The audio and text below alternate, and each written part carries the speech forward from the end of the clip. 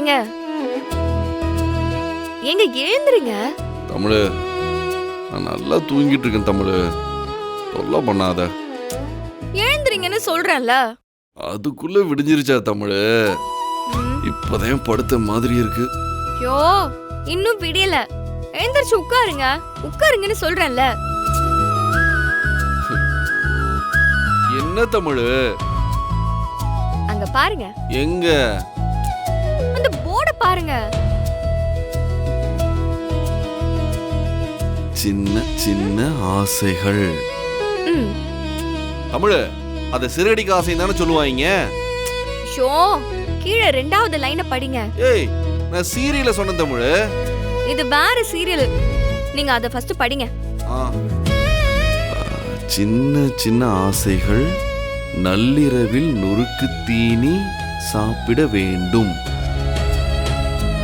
ஓ, உன்னோட முதல் ஆசை எழுதிருக்கியா? அப்ப நள்ளிரவுல உனக்கு நிறைய நொறுக்கு தீனி சாப்பிடணும், அப்படிதானே?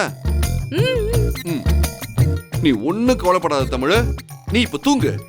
நாளைக்கு ராத்திரி நான் உன்னை கூட்டிட்டு போறேன், சரியா? பாய். மாமா, மாமா எழுந்துருங்க மாமா.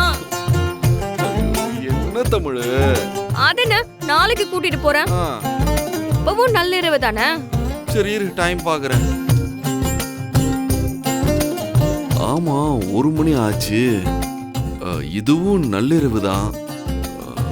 அப்ப இன்னைக்கே நொறுக்கு தீனி சாப்பிடணுங்கிறியா?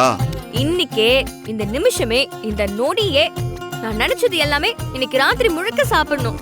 சரி, நொறுக்கு தீனினா அப்படி என்ன சாப்பிடணும்? ஐயோ, நான் அதை யோசிக்கலையே.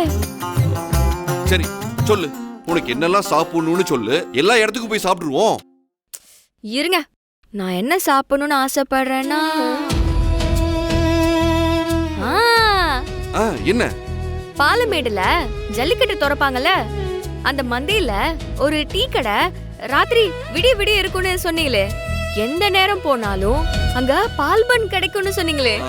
ஆமா, எனக்கு அந்த கடையில இருக்கிற பால் பன் தான் வேணும். சரி சரி, ராத்திரி 1 மணிக்கு பாலமேட்டு பால் பண்ணு வேணும், அப்படிதானே? அதேதான். சரி, போயிருவோம். உன் ஆசையை நிறைவேற்றுறதை விட எனக்கு வேற என்ன வேலை இருக்கு? இரு, நான் போய் ரெடி ஆயிட்டு வந்துடுறேன்.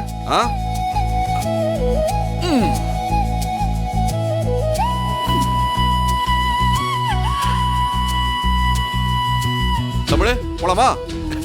சின்ன சின்ன ஆசை, சிறகடிக்க ஆசை, என் பொண்டாட்டிக்கு பால் பண்ணு திங்க ஆசை.